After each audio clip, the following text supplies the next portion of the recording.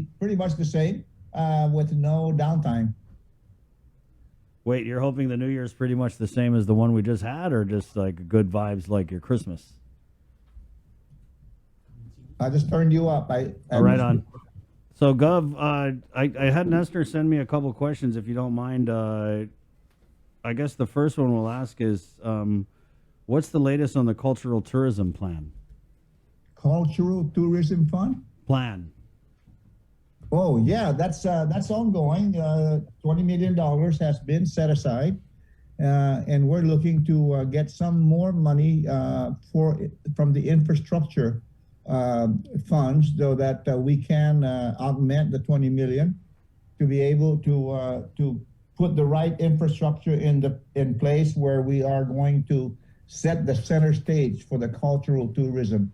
And so that's moving forward. We're trying to get some participants in the private sector to make this a public-private partnership. And as a matter of fact, there are some people that are pretty much interested in this, but it's a big project, and they just don't make a decision quickly like that. But there are other people we're going to be reaching out to that may participate to make this thing work, as we did with Pleasure Island. Can you kind of go in, Gov, a little bit on what this $20 million will be spent on, who it'll be given to? The $20 million is coming to GVB, and we're trying to augment that up to $50 million. That's only the seed money. The more we have in infrastructure in the plan, when I was governor, I put in $57 million to begin the Pleasure Island vision. And that's a lot of that was for infrastructure, storm drains, etc., expanding the roads and putting in the right cobblestones, and the whole deal, realigning businesses, realigning buildings that were kind of out of the way. So with this, $50 million, I think would be a good start to be able to put this really a great vision that the governor and the lieutenant governor has put forward to us for us to implement. And it's going to be about $50 million to begin with here. So 20 million we have, and I think she's going to be amenable to augment that 20 million and get this thing to make sure that it becomes successful. Gov, so maybe you can just kind of describe like a day in the life of cultural tourism for Guam. So when we get the tourism up and running, and you achieve this cultural tourism dream that we have, what would it look like for a tourist who comes to Guam? Well, first of all, I've traveled a lot around the world, and I've seen one place in particular in Christchurch, New Zealand, where I went to the one area that kind of jogged my memory to try to replicate that here. And the fact is that I've seen a lot of our young people here, even middle-aged people that are not really familiar with the Guam culture. And I remember back in 1970 when we launched our first tourism program, it was really the reason why the tourists came back then and kept coming back was Guam, the culture of Guam, the people of Guam. And that has really moved aside to being more commercial when we did the Pleasure Island. Now we've got to get back to really set up a center stage to not only display for our tourists the cultural thing of Guam, but also to bring our local kids in to understand what's going on. And that really is the key to what we can do in this center stage. And it's going to be like for Maguon generally, because they were the ones that we're targeting. And we're going to not only do this to go back to the future, go back to 1970 to do the cultural stuff, but also to jump forward into a 5G generation kind of a park, so that everybody becomes interactive here. We're going to do a cleanup of the beaches, tie in one park to the other park, have lanes of different things, and have I was looking at one particular area, and I don't know if you've ever been to a destination. I had been one to Cancun, where you go out and sit on the rocks by the beach, and all the different thousands and hundreds of thousands of fish come up and play with you. I think that's where we're going to also do that, and we've got someone already looking at making that habitat for those places where our kids can see what's happening there and really make it a preserve in that particular area in Tumon Bay. Gov, are there examples you think that we already have up and running of successful like cultural tourism? Because right off the bat, I just think Valley of the Latte, right? Well, first of all, we know, and they're starving up there at Sagan Cultura, up there by above the Hilton, and we're tying them in. We're tying them in a center also where people can go up to that part of the place, and also a wellness center around the Naftan area that's there too, and the property for the Old God Memorial. I mean, we're going to try to make that into a wellness center. If you notice that the Bishop Flores Circle, inside there, a lot of people are going there exercising there, but there's no place for them to park. So we're tying that whole thing into to also. I know we haven't talked to the owners yet on the coral pit. That coral pit across the artist group there, by the GPA substation, right up the hill by the Hilton. That's about more than a mile probably across, and we're trying to see whether we can put that into the mix also, because if you're going to do this center states, you will need to get vehicles off the road and find a place for them to park off-site. Gov, you mentioned parks earlier. I'm sure you're aware of what happened down at Fort Soledad. So do you have any ideas on how we can better surveil and secure our island's parks and the historical things that we have in them? Well, you know that happened over there by the Hyatt and between the Hyatt and Dusit, where they had that pillbox, a Japanese pillbox there, and they knocked that. They really graffitied that place, and it took us almost a month to get a clearance from the historic preservation people to take it off, because they said you got to use the right kind of stuff, and so it's really problematic when people do that. And so when it comes to making sure that things like that don't happen with our public places like bathrooms at Ipao, Ipan, Talafofo, down at the Umatic that they just graffitied, and over at the swimming pool in Inarohan, we're trying to do the better to take care of it at the beginning instead of repairing it. We're going to do a 24/7 kind of monitoring. We signed an agreement with the Parks and Recreation about a month and a half ago to take over the 2 bathrooms at Ipao because they held up their request for bids since April.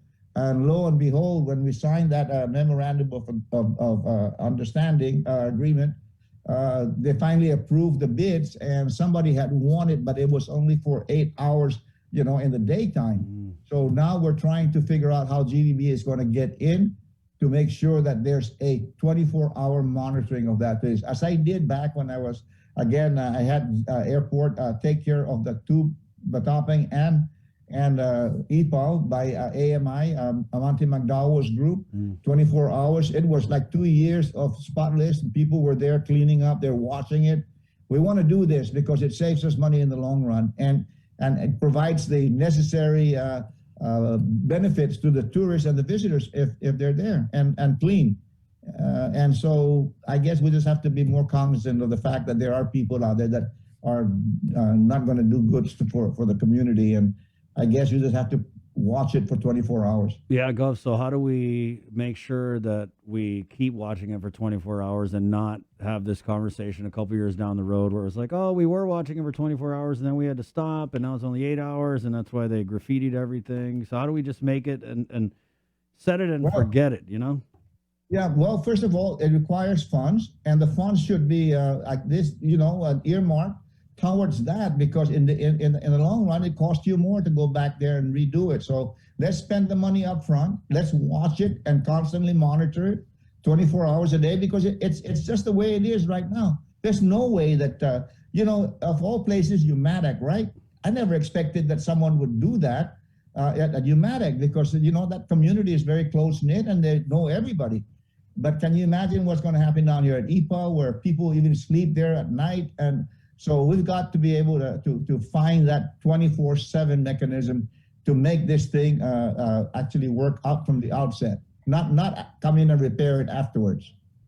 Right. Gov, there's a big project below Two Lovers Point that I know is getting a lot of coverage. Did you have a opinion on that big project? No, not at all. I was kind of surprised because I was not involved from the outset of that particular project. I don't even know what it entails. I'm just very busy right now trying to uncovid ourselves here at GVB. Uncovid yourself. So how's that going? How is GVB on? So you guys had an exposure, right, in the office? Yeah, we did, and of course we're very, very quick to act on it, and we have a place where we had a standing order to test us whenever we want, and the Guam Radiology Clinic, Roy Adonai was very quick to line us all up and took our tests. And as a matter of fact, while you're testing, they can be giving you your booster shot. So that place is just a tremendous asset to Guam. And so so far we're okay. I've got some people that are still requiring another 4 days before they get tested to work from home. A lot of this work can be done from home, especially in the marketing area, reaching out for our source countries. Gov, before we let you go, I want to ask the outlook for 2022. It's just, been kind of like stop and go, obviously because of the pandemic. So what are we looking at for tourism and its possible return in the coming new year? Well, it's not for the lack of people not wanting to jump out of their country or their source country. Korea is so eager to come here. They were so excited that in November, there were 6 flights coming in a week and all scheduled.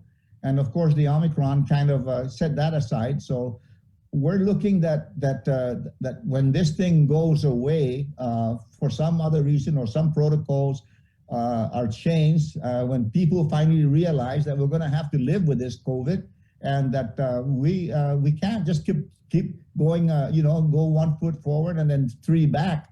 We can't. Otherwise, I'm telling you, even at the schools, my grandkids are just, they want to go to school, and I think it becomes a problematic if there's a change in lifestyle, and interaction with people looking at each other without masks on, seeing the smiles, seeing the twinkle in their eyes. You don't see that stuff. I mean, it changes your attitude.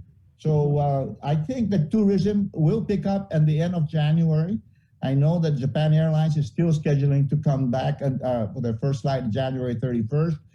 We hope that will stay. Korea is scheduled into the mid part of January.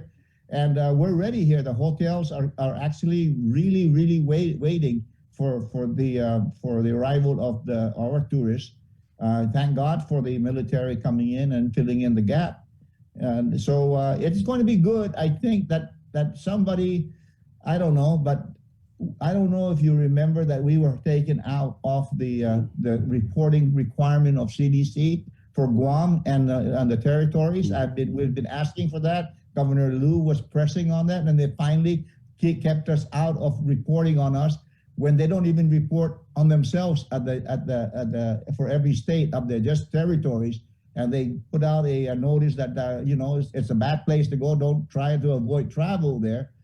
So I'm hoping that eventually public health and maybe the Adelup and GVB could get together and say, you know what, let's take the bull by the horns and just say, let's do our own protocol here. And we know that we're almost 93% vaccinated and boosted up 25%, that we can handle it. And so far, it's going to happen. People are going to get infected, but we don't see any major increase in hospitalizations or any increase in death. It's going to happen, and I think we're going to have to live with it.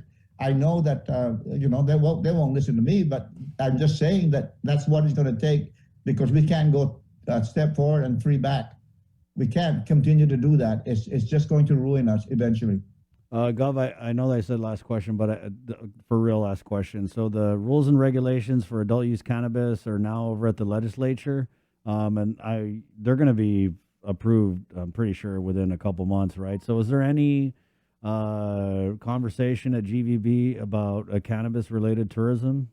No, as a matter of fact, I'm just saying I'm going to handle one crisis at a time. And the governor, of course, has set aside that the first $50 million or whatever we get from cannabis goes towards tourism. But the situation is this: a lot of our source countries will not, in surveys, come to Guam if marijuana is rampant and open use here.